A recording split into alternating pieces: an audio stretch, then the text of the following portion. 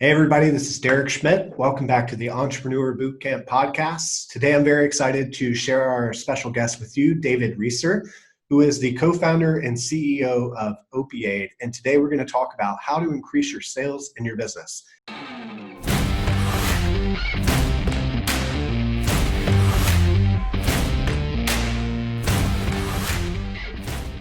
So, David, why don't you take a second and tell us a little bit about yourself and your background? Sure. Well, thanks, Derek, for having me on the show. I really appreciate it. Again, my name is David Reeser, and I'm CEO of IT Works Wilmington. I'm also CEO and co-founder of Opiate. Opiate's a data science company creating innovative solutions to addiction treatment. I also happen to be a professional sales trainer, and I guess that's the reason why Derek invited me onto the show today. I've worked with a number of medical device companies to create go-to-market strategies and train their salespeople in effectively selling all types of devices and services. I speak quite often at small business centers in North Carolina, as well as come in as a guest speaker and teacher at the University of North Carolina, Wilmington. Mostly their entrepreneurship classes to teach sales. And the reason I love sales is because I believe that it's the most important activity that we do in business. Without sales, all the product and services that we have to offer our community, offer others, would go to waste and would sit inside of a storage shed if it wasn't for the people that get out there and make sure that the transaction happens. What's different about the way I approach sales is that I do it in a uniquely positive way. I teach a strategy that allows you to always put your client first so that you feel good about the sale and they do too.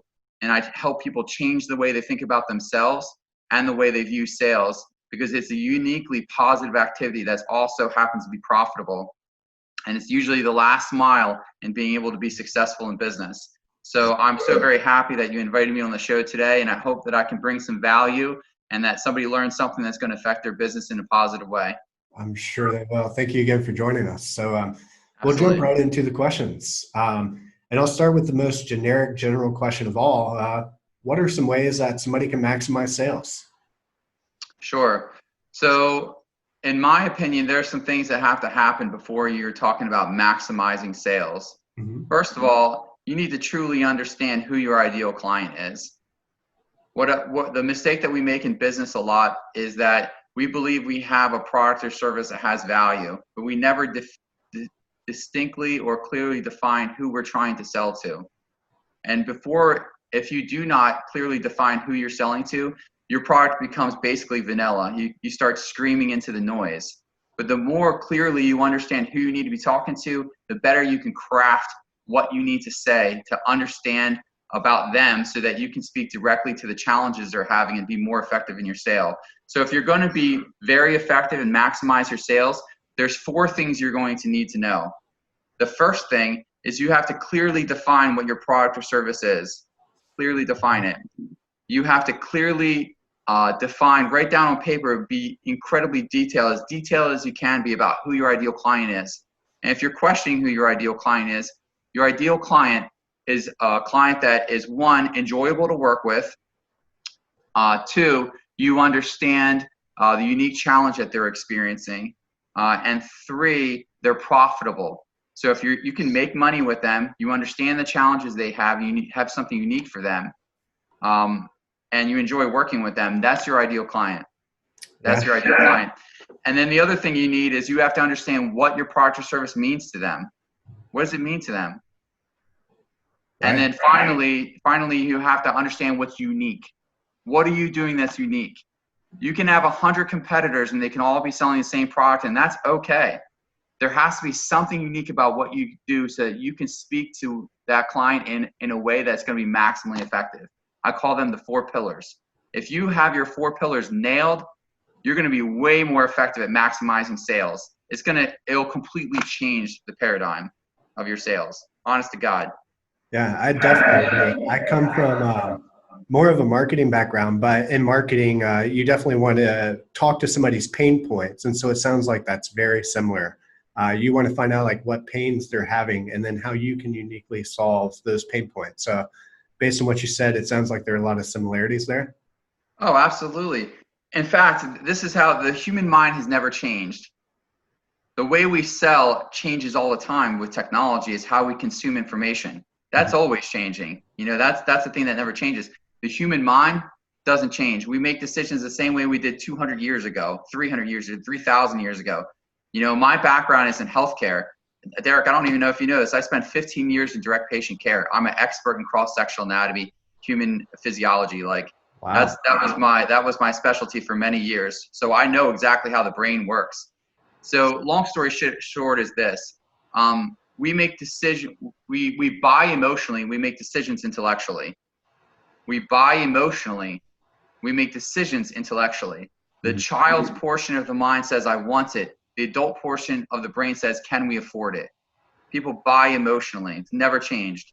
So if you follow 4 steps, you can build a very smooth and repeatable sales process. It starts with your 4 pillars we just talked about.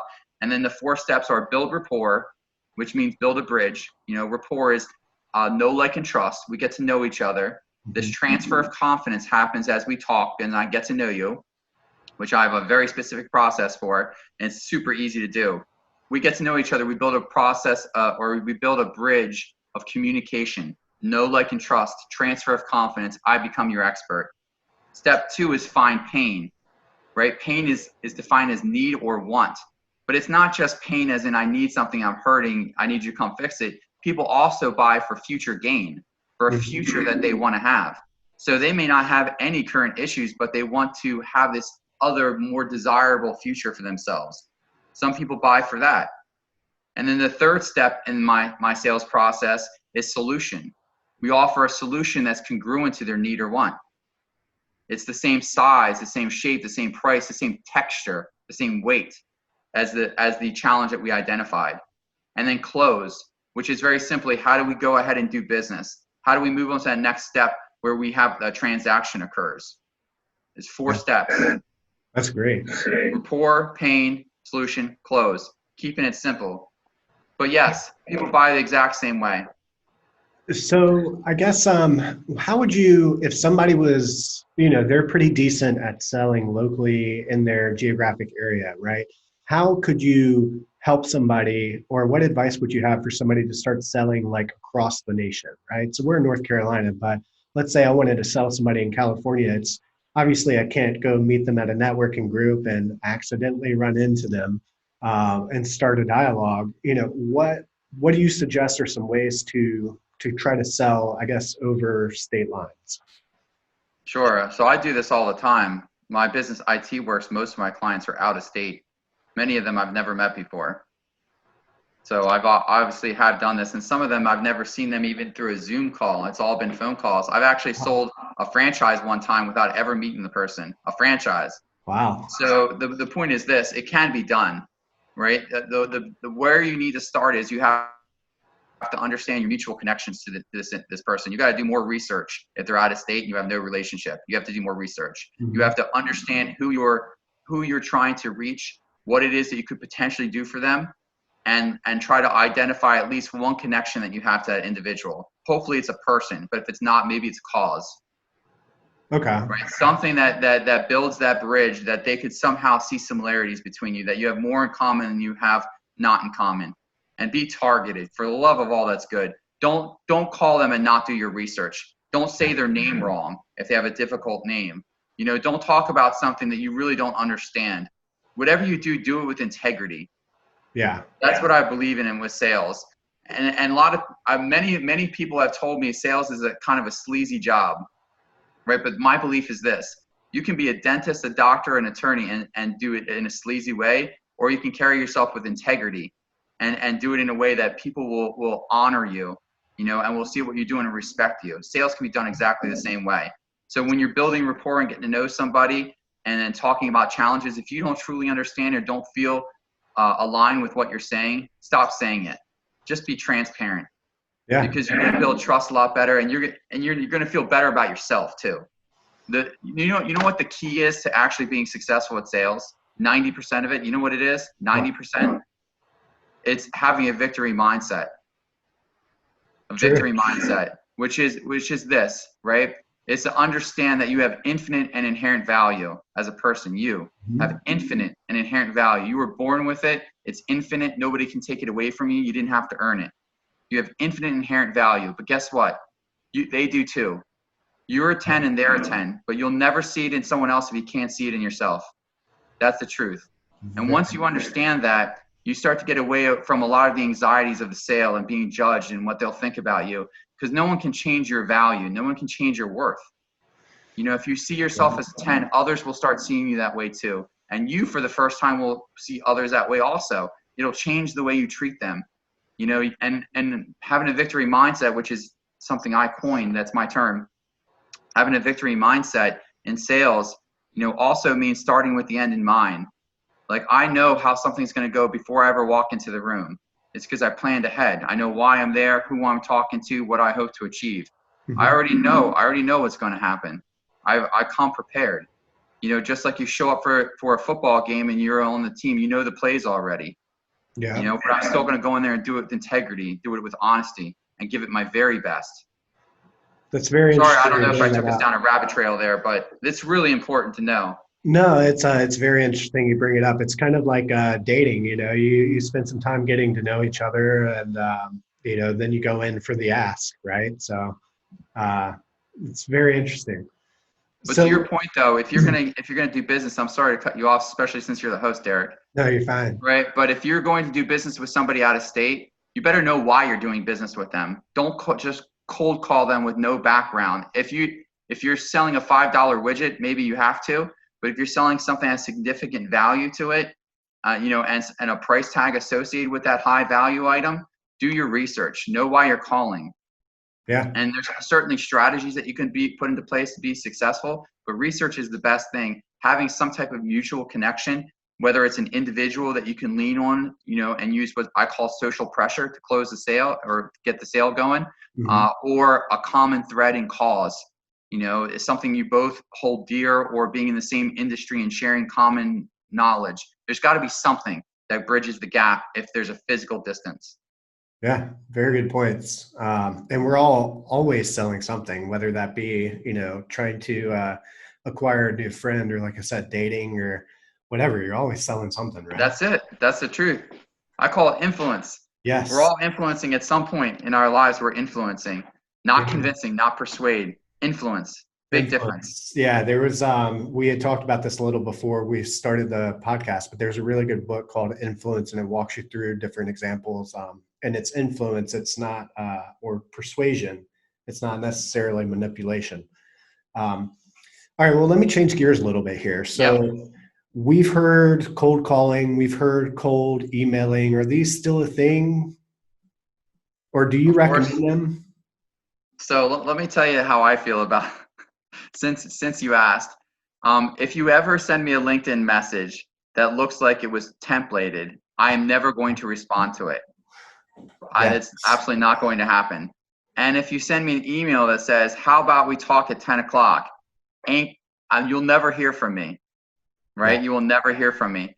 So the more and more crafty we get with our emails, and this is just my personal feeling, and everyone's entitled to their opinion, they all stink, right? But my personal feeling is that email and LinkedIn, as long as it comes off as genuine and it doesn't feel like spam, it could probably be very effective. And people probably have varying levels of tolerance. But as soon as something works, so many people jump in and just drill it so hard that we all get burned out from it. Yeah, I agree. Right? That's the truth. But there's no problem with cold calling. Like, I actually have no problem with cold calling, as long as you know who you're calling and why you're calling them, and that you control the call. Like, I actually write scripts for places that do cold calling. Like, I can write you a sales script.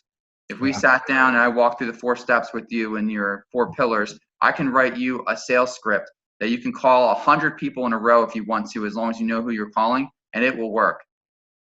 I know how to do it. Yeah, but it takes control. It takes control. Yeah. People mostly do business with people.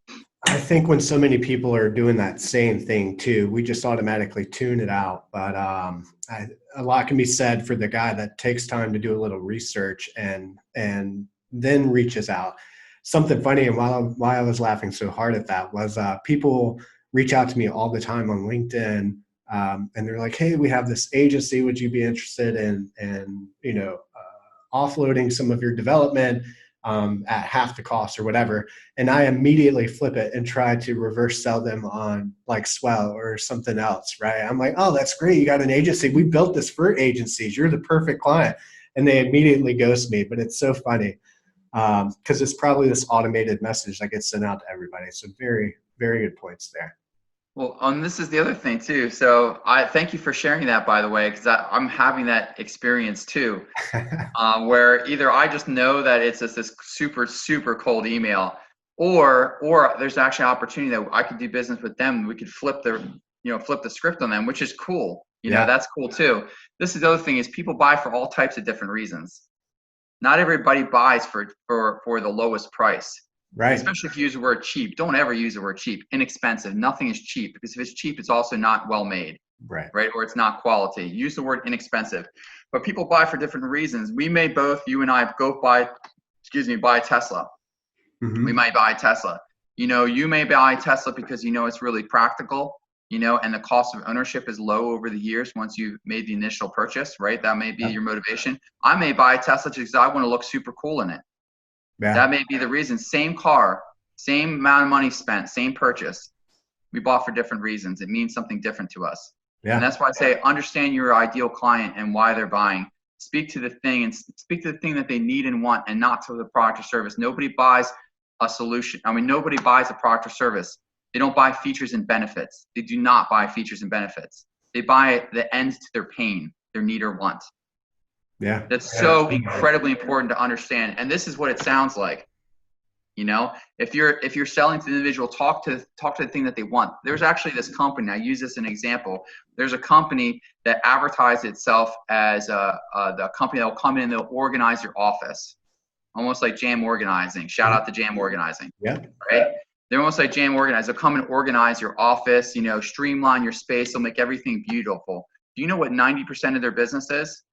Wow. Hauling trash. Nice. They don't want to talk about that. It doesn't sound sexy. No. If they advertise, we'll haul your junk out of your overstuffed, office and home. We'll clear the junk out because you're a slob. Like, no, forgive me. No one's going to buy. It doesn't make them feel good. People only want to buy when you make them feel good when you're around. But guess what they realized? They realized everybody would benefit from a clear, streamlined office that makes them feel relaxed. That's only 10% of their business. They make 90% of their profit, and the vast majority of their work is just hauling trash away. Isn't that beautiful? They understand their client. They understand what they actually want and need. They're not trying to sell the solution. They're selling the end of their pain. They want to organize space. It's how the sausage is made.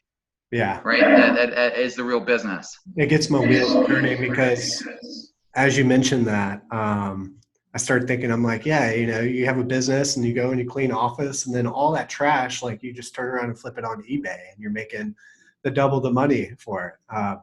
Anyways, get my wheels turning. That's okay. That's what they're doing though. They're slick. They're smart. Yeah. That means to know your client. If you can see it in your head, you can hold it in your hand. Get it all planned out in your head, and you can make it a reality. But you got to think ahead. Because I'm seeing companies even now, Derek, that are having successful sales, but when you look at their churn rate, and that they're selling like crazy, but they're not becoming any more profitable, it's because they really don't understand their product market fit. They don't understand their ideal client. They just don't get it. So they're trying to sell more, but their attrition's so high. Got a leaky bucket. Yeah, do your homework. Yeah. You're gonna have a repeatable sales process, and that's what I help people cut out that fat, because I can see it. And I'm objective enough because I know how it works, and I can learn your product or service fast enough. And honestly, you don't need to be an expert in anything. I don't need to be an expert in your business. It's not important. Derek, I love you. I don't know anything about marketing, but if you shared with me your 4 pillars and I truly understood those, I know sales well enough, I could outsell anybody on your team. And it's not an insult to anybody on your team. I love your team. You got a great team there, right? It's just I know the sales process super well. Yeah. So when somebody learns how to do it like that, you can drop them on the moon and they'll be able to sell it. The people in this podcast, you could drop them anywhere in the country and they'll be able to sell. Geographic borders don't matter because human behavior is the same. We make decisions the same way. There are cultural norms, the speed, the cadence of your language, the way you position products, and knowing the social construct. You can't show up late to a Japanese business meeting, but if you're in India, you show up an hour late, it won't matter. Knowing some of those social norms are going to be important in sales. And Germans, you got to take them out to lunch and not talk about your product for a week before you start doing business. It's the truth, and it's okay. If you get past those cultural norms, these 4 steps are exactly the same. Exactly the same. That's awesome. So based on your experience, do you think it's easier to sell in a B2B space or a B2C? And that stands for anybody watching business to business or business to consumer. I don't think it makes a difference. Okay. B2B or B2C makes no difference. It's just that the length of time and the amount of money that is generated is different. So normally business to consumer, depending on what item you're selling, the sales process is going to be faster. People buy emotionally. They probably have less people they have to check with, especially if it's a low dollar item. If they're going to spend $50 on Amazon, they may not have to ask their wife or their husband, can I buy this? But when you're selling business to business and the item is a $100,000 item, you might need a chief operating officer, a CFO, or practice manager to be able to come in and say, yeah, there's multiple people involved. So it becomes a little bit more complex, can get stretched out. But it doesn't really matter from a difficulty standpoint, B2B or B2C, because the individual makes decisions exactly the same way. Sales process is same 4 steps. And we could role play. That's another thing that is something I really believe in, is role play. Yeah. Because people are like, oh, sure, Dave, tell me whatever you like. Yep, you sound pretty confident. But this is the thing. You can create any scenario you want. Same 4 pillars, same 4 steps, I will sell you. And or guess what? Maybe it won't be a fit, and that's okay. If it's truly not a fit, I can walk away, or I'll recommend somebody who might be a better fit for you, and that's okay. But we can dance, and I can show you that the steps are real. Long story short is this: it makes no difference as long as you come in prepared. Yeah. If you're selling to consumer, you're selling to business, makes no difference. Same 4 steps, same 4 pillars. It's just that because of the dynamics at play, the dance will be maybe at a slightly different pace. You might have to dance a little bit faster. If you're dancing with business, you might have to dance a little bit slower. The music and the steps are the same. Yeah. And you said something very important just now. You may not be a fit. And that's something that when I started my first official business, I was trying to sell and cater to anybody and everybody. And later did I realize, like, it's okay to say no. And you really want to work with the people that you're going to add and provide a lot of value to. And when you start deviating from that, you open yourself up to a lot of risk and everything. So I think that was very important to kind of touch on. You kind of answered this question, but I'll give you an opportunity to kind of expand on it if you want. Does the sales approach change at all depending on if business to business or business to consumer? And if so, how? I touched on it a little bit, but essentially business to business, there's usually just more decision makers involved. Mm-hmm. You'll see this in business to consumer too. Like if you sell insurance, it's pretty common. Where if you go to sell insurance and the wife is there, but the husband isn't, but it takes both people to kind of sign off on moving forward. I call that a one leg situation, right? One leg. You need both legs to walk out with that deal. In a one leg situation, you're better off just canceling the appointment. Say, you know what? Sounds like it's not a good time right now. When would be a better time for us to sit down? Yeah. You really should have your husband and wife in the room. So business to consumer, can involve multiple decision makers too. And obviously there are a lot more consumers than there are businesses. So depending on, who you're calling on, and when I say calling on, who you're selling to, you may have a much larger crowd if you're business to consumer, especially if it's something everyone, quote unquote, needs. Yeah. Right. But if you're a business to business and you sell, let's say you're a design agency for nuclear reactors. How many nuclear reactors are there in the world? Like if you're a design engineer, you might have a smaller niche. You may only have 10 prospects, but guess what? If you land 2 of those 10 prospects, you're going to be, you'll have a golden parachute the rest of your life. Yeah. Potentially. So just know your market, know where your margins are. Guess what? I already defined this. Your ideal client is fun to work with. You enjoy working with them. They're profitable, profitable for you to work with. and you understand the unique challenges and know how to solve them. That's your ideal client. Perfect. Whether it's business or consumer, it doesn't matter. Perfect. Do you think it's easier to sell a product or a service? Well, that just depends on if you want a client or a customer. Yeah, and You want maybe a client or a touch on the customer? difference. What's the difference in a client and a customer? That's a great point. Yeah, a customer is a one-off transaction. A client is recurring revenue. That's business for life. That's called a relationship. Anybody can sell somebody one time. Anybody can do that, right? But it takes integrity, it takes investment to create a client. And typically service businesses, you are a client. You don't want to do a service one time. Right. And sometimes with products, you can be a client too. But a client means repeatable revenue. That means you're going to eat for life as long as you continue to solve the problem. Mm-hmm. You definitely want clients, not customers. But clients take effort, right? Customers take effort too, but not like a client. You want clients if there's any question about it. And I think it's probably a little bit easier to get clients in a service business as long as it's a service that they're going to repeatedly need. Like for instance, I'm looking outside of my house, which I'm working from home, these days, and I'm ready for another power wash cleaning of my house. So that's a service I'm going to continually need as long as I live in the South, right? But there are other things I may not need, that are products. Maybe I'll buy it one time, like my cell phone. I may not buy a cell phone for a very long time. Who knows? Or a home, for instance. I'll stay in my home forever. So, but yeah, you should always aim for a client. Products and services, it's still a sale. Like you were saying before, influence, the sales process, influence, it's every aspect of our lives. It's, recommending a restaurant, a place to go on vacation, hooking up two people, trying to win the job interview, selling a product, selling a service. It's all the same. It's all the same, but always go for clients. And you've seen some companies blend these. Like, for example, if you've got one of those mops that have the heads that you have to replace every now and then, well, you're stuck with that product, refilling that mop head every 3 months or every 3 uses, whatever it is. And just like Amazon, subscribe and receive 3 mop heads every month or whatever. So there's a blend there too. It's really interesting to see what people come up with on blending this. Yeah, that's a beautiful point, actually. That is a great point. But you know how you get to that point? Is understanding the unique needs of your ideal client.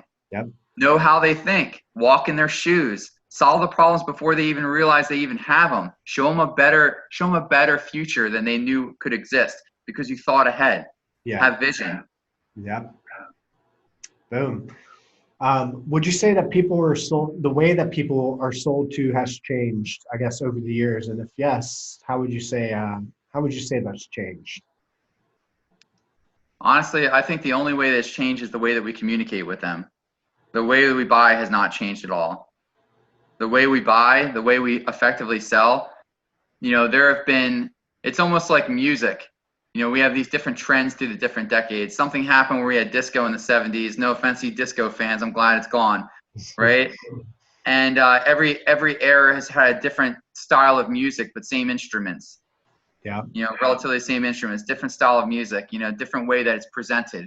But at the end of the day, the sales process, an effective sales process, it worked back in Zig Ziglar's day. So I'm a student of sales. I've read everything, pretty much everything that's out there on sales. I've read it, and the way I teach is a hybrid of everything I've read. So the way that Zig Ziglar sold, decades ago, and David Sandler, the same process works just as well. It's how you communicate it. Yeah. It's how you communicate it. Pre-internet, guess what? We weren't doing online marketing. Right? So the way you communicate your message has changed. It used to be a lot of in person. Now it's over, through the computer. It was over the phone, and now it's, Zoom, so the way we're communicating our message has changed. But the way we sell, the way we buy, it goes through these weird phases where they try different things and try to tease things out. But at the end of the day, there's this core understanding of these 4 steps, and that's why I take it down to that. I've seen sales processes that are like 19 steps. I'm like, that's absurd. Nobody can learn that. And so I deduced it to 4 steps, and it made it super clean and super, super easy to learn. Yeah. That's awesome. It's just the way the message is communicated. Sales has not changed. The way we buy has not changed. It has not changed. Good. Hopefully it continues to not change too much, because then I'll be left behind. But You'll be Um, fine. I've got a couple more questions for you. This next one's kind of interesting. What I'd like to do is play through an example. So let's say, hypothetically, I have a web design business and you are my salesperson, right? You've got a monthly quota of $50,000 that we need to hit. How are you going to reach that sales target? Just that general? Okay, no problem. So first of all, I'd factor out, what the average size client is. If I need to hit 50,000 in 1 month, new business New business or upsells? or upsell? Oh, upsell, stupid easy. So Yeah. it would depend on the value of the upsell. So if I was upselling them and I had the capacity to get, $10,000 per sale on an upsell, I would chase that business all day long. I already have a relationship with them. It's way easier to cross-sell and upsell. And for those that you don't know what that means, is cross-sell is to give them other parallel products that add value to what they've already bought from you. Upsell is when you take them from the first floor to the third floor. They may have bought the bronze package. You're going to take them to the platinum package because you've identified that they would benefit from it. Hey, John, you're John and I'm David. Okay, let's just go with John. I like to do that with role play. Is that fair? Yeah. You want to do this? Sure. John, you've been, such a loyal client, right? And we sincerely appreciate you. Thank And you. then I'd find out what's been new in your world. And I'd say, John, the reason I'm calling you today is because you know that I check in a regular cadence. I check in every 3 months to make sure that one, we're not totally screwing it up. Two, find out what's been working well for you. And three, I really do this. And three, how can I set you up for success in the future? I call it the 30-second call. I do this with all my clients. So my 30-second call sounds like that. What am I totally screwing up? And I say it like that because it gives them permission to be honest with me. What am I totally screwing up? What are we getting right? And how can I set you up for success moving forward? And then when I get to that third point, I say, hey, John, just wanted to let you know, right, that 10 of my other clients that started out as bronze package just like you moved up to the platinum a few months ago after we added a few features, and they've seen $4,000 return on investment for each of those 3 months. And when I saw that you weren't on that package yet, realizing you even more loyal than them, I thought I needed to at least bring this up to you and show you what it's all about. And being that you just told me that you're looking to be able to grow your presence, it seems like this might actually be a good fit. Nice. Would you like to take a look at that? It's always on you. You want to take a look at that? Do you see what I'm saying? Yeah, I do. And I like how you structure the beginning on like, what are we totally messing up? I think that's really important to have that in the relationship, that honesty, and give them that opportunity. Yeah, of course. And this is the thing. Nobody is going to continue to buy from you if they're not happy. Right. They're not. And the way people work, especially in the South here, is they'll I mean, it depends on where you are, but in general, if someone's unhappy and they're not telling you about it, they're not being transparent, they're probably looking at your competition and maybe moving their business. Yeah. Right. So, you thought you were getting on the phone to upsell or cross-sell them to a package that you genuinely believe will help them. That's the other thing. You have to have a sincere desire to want to help them. If you don't, shut it down now. Don't even get into sales. Don't call anybody. If you don't have a sincere desire to help them, stop. And I don't even want to teach you. Yeah. Period. Because this is like an unfair advantage if you know how to do this, if your heart isn't right. But if you sincerely know that you can bring value and help them, you'll feel good about making that call. And if you start out by asking, what are you totally screwing up? They're going to share with you why they may be leaving or something they don't feel right about. Now you have the opportunity to right the ship. Before you try selling them, right the ship. Mm-hmm. And then check back in with them and say, hey, it's been a week. We took care of that problem that you identified. Right? Yeah. How's it going now? Are we in a better place? Well, you know what? When you're ready, one of the reasons I was talking to you before is I want to share with you this new thing that we're doing. We're seeing great returns. And I thought of you. I thought this could be great for you. And I genuinely did. And I thought it would be great for you. But I wanted to make sure we took care of some challenges that were happening. When you're ready to look at this, you let me know. And let me tell you, they're going to take a look at it. They're like, you know what? Thanks for handling that for me. I'm ready. Let's look at it. Do you see how the dynamic of that conversation? Absolutely. Now, if my quote is $50,000, I just got to close 5 of those. I just need to know what my sales cycle is. And then I have a repeatable strategy. If it takes me 10 days to close a deal and I have to close 5 of them, it means I have to have a regular cadence in my follow-up. I have to understand how many touch points. Mm-hmm. Like, it's just math. It's just process at that point. That's why you want strategy. If you're always guessing and you're just trying to be a social butterfly, you're going to spend too much time building rapport and not enough time getting the real things that you need to understand so that you can close business. You're going to have these unbelievably long sales cycles for people who may be great salespeople, but they spend too much time building rapport and don't spend enough time in these other processes. Does that make sense? Yeah, I think those are all excellent points. My quota in my first sales job was $150,000 a month, Derek. Woo. 150 a month. And guess what I was pulling a month? What? 185. What was the ticket price on what you were selling? So they were services. They were between $3,000 and $6,000. Nice. And I had to sell 150,000 a month to meet quota, and I was regularly at 185. That's awesome. Right? Yeah. So I had like 1,000 clients, and I knew exactly what I was doing when I walked in the door. It was like tying my shoes. Right. So I know that this stuff works. And then after that, I got picked up by a startup because they saw what I was doing and they scooped me up. And that's when I became VP of this health company called Fortiscan, became Contact My Doc. And then eventually I learned enough to just be a consultant. And then a bunch of companies hired me on the side to do some of these same things. That's why I understand healthcare delivery and healthcare. The point being is this: I've had big quotas. Like, I know what it means to meet a quota. You need process. You have to understand these 4 pillars. You have to have a repeatable thing in place. You have to have your head right. 90% of sales is managing the real estate between your ears. Manage the real estate between your ears, right? Get a victory mindset. Put this process in place, and it's like busting out widgets. It becomes much easier. That's it. Sorry if I came off too strong there, but I really want your people to know that. No, this is great. We're getting close to the end here. And before we jump into the lightning round, is there anything else you want to leave our listeners with as far as a piece of advice? Wow. I guess if you came here to learn sales, my piece of advice is guard your hearts and minds from what you're learning out there. Because I'm not going to call anybody out because I don't believe in saying anything negative about anybody. But I see some of the sales material that's out there, and man, I don't agree with it. I don't agree with it. I won't call anybody out by name, but I will tell you there's some folks that you should look at. So if you're a startup, you should look at a book that was written by Amos Schwartzfarb, who's the managing partner of Techstars. He has a book called Sell More Faster. That's a great book for startups that are looking to figure out that product market fit, something he calls the W3. I would highly recommend you read that. I'd also look at books by Anthony Iannaro and look at some basic strategies from David Sandler, or look at some things I put on YouTube. I put a couple free videos on YouTube just to help people out. But if you really want to get sharp at sales and you want an honest opinion of what your process looks like, you can email me too. You know, my email, which they'll probably have in this link, is victorysalestraining@gmail.com.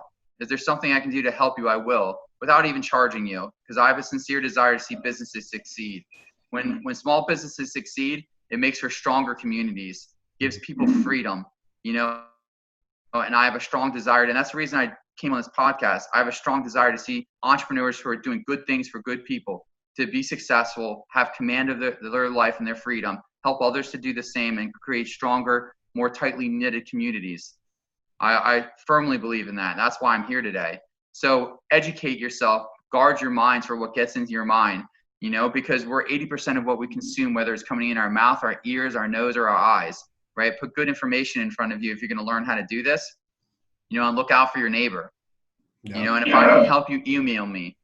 You know, I'll you know, give you as much advice as I can. And if you want to bring me in to train your folks, I could potentially do that too. But I just want to see people win. When we all win. Anyway, I'm going to leave it there. Thanks for having me on the podcast. You can hit me with any questions you want. Yes. So let's jump into this lightning round real quick. This is designed to be really fast. All right. So try to answer them as quickly as you can. Hopefully you haven't had much time to think about these. What's your favorite quote? Now, this is going to sound terrible, but this is my favorite quote. It's people before profit. Okay. What's your favorite book?